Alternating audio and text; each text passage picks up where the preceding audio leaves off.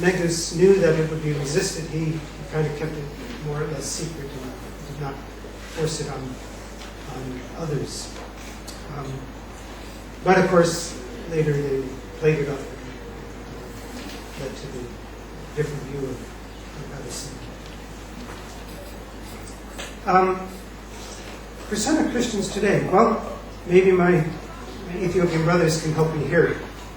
I'm thinking the Orthodox Church is about half, 45% maybe, and then 50? Okay.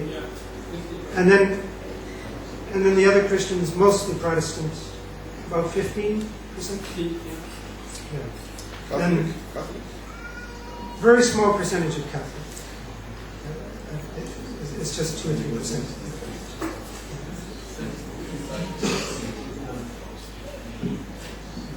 So then the rest would be considered traditional religious, African tradition, Ethiopian traditional religion. But of course, there's a lot of overlap and mixture. Now, this one about church growth. I'd like to turn this to my brother Shifra, because you're involved with this. Shifra. Yeah, the mantra has been thrown over you. Is there a mic there?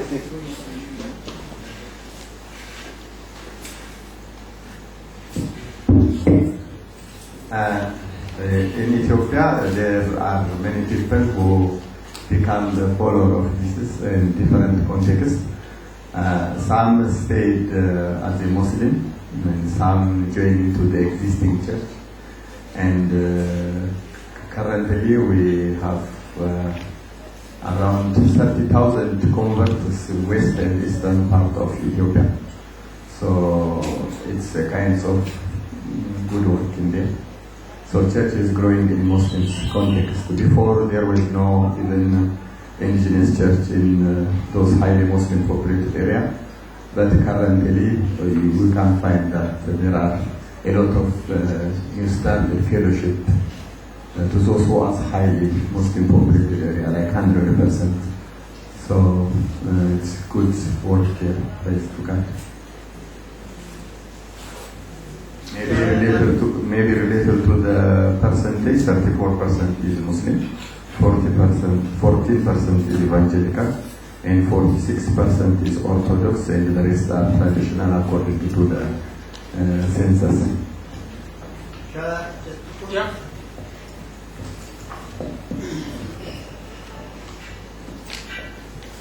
With regard to the legacy of Christians,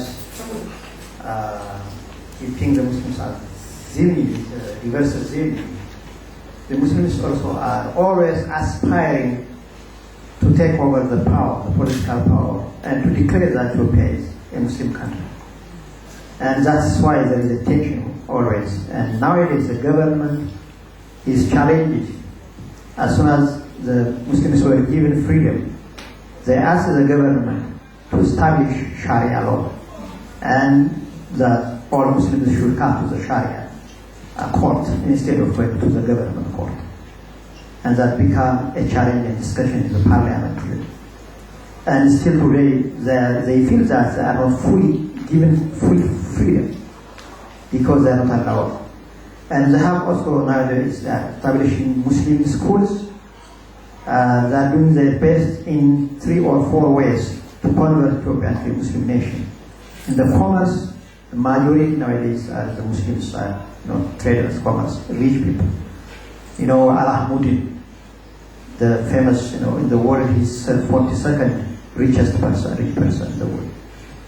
Actually, he is not directly involved in the expansion of Islam, but he's supporting, for example, in Arusi, within 5 kilometers, he donated to build mosques in the Arusi. And the other is, religiously, as Dr. Fer mentioned, they translated, they even, distributed CD, like Zacharias. There is a famous man, worldwide famous scholar, Muslim scholar, debater, Dr. Zakis. they spread among the young people. And they will have, if you go to Ethiopia nowadays, to Perpignan, you realize that the culture, the way they dress, the way they greet the Muslims, the relations are separating themselves nowadays because of the movement of Wahhabiyya and other extremist Muslim teachers and movements. Nowadays you see the difference. You see they are separating themselves. They say we can't associate like you. And actually there are conflicts within themselves. The traditional Muslims and the new generation, those who are adherents of new movements, they have conflicts. And the government is playing a great role in reconciling Muslims themselves and Christians as well, and telling them we have to focus on the development of the country. Thank you. Yeah, thank you. Thank you very much. Do we take 3 more questions and then we'll round up? Okay. Yeah, we have the Bishop Josiah and Matthew, Father Matthew, and Our Lady Josephine, and then Francis. If you can make them snappy so that Peter can respond very quickly. Yeah. All right, my only is I've seen on a number of occasions Ethiopia being one of the flagship for insider movement or people converting from within Islam. Do you know about this, and is there anything that you could tell us on that? I just wanted to find out the role of religion in the dictatorship of ministers now, how we are still on such a long time. What role religion has played, whether Islam, Christianity, given that is only what is at best the secular government. Peter have heard of that there are many Muslims who are coming to Christ secretly and they remain in the mosques. And soon some of the mosques are going to be turned to church. And I don't know whether that is true, and if that is true, can you say something about that, please? My own question was going to be along that line. I'm not sure I understood the question my sister had. I think you understood. Yeah, well, I don't want to repeat myself. I wanted to ask how is the church being run amongst these converts, who are Orthodox, who are Ethiopians coming to Christ? What sort of church is it? Right.